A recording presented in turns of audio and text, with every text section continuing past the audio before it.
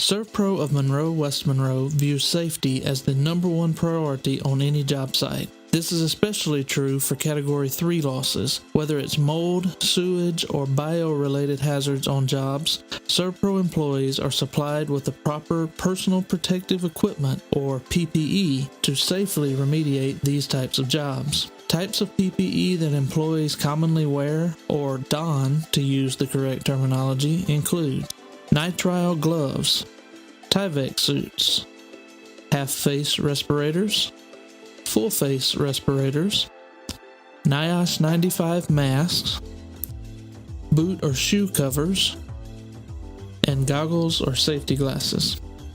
Today we'll be taking a look at the proper way to don and doff PPE for a Category 3 loss. First, the technician will want to don the PPE before entering the contaminated area. This is to be done in the designated staging area. Here, the technician will demonstrate how to don the appropriate PPE. First, he begins by putting on the Tyvek suit. Then the respirator or mask. Then the safety glasses. And finally, the gloves.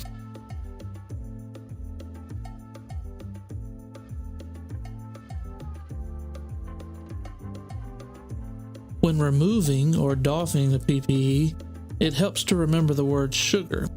The consonants of that word, S, G, and R, stand for suit, gloves, and respirator. This is the order in which the technician will doff his PPE. He'll start by removing the suit. He'll then remove his gloves. And then finally, he'll remove the respirator. The tech will make sure that all contaminated items, such as suits and gloves, are discarded appropriately.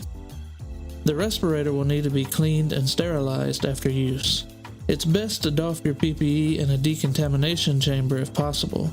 If one is not available, then it should be doffed before leaving the contaminated area, as not to track the contamination into non-affected areas. A few good tips to remember: never eat or drink inside of a contaminated area. Always ensure that your respirator works properly before entering the contaminated area. And use the buddy system, as PPE can be restrictive and require frequent breaks to ensure proper rehydration.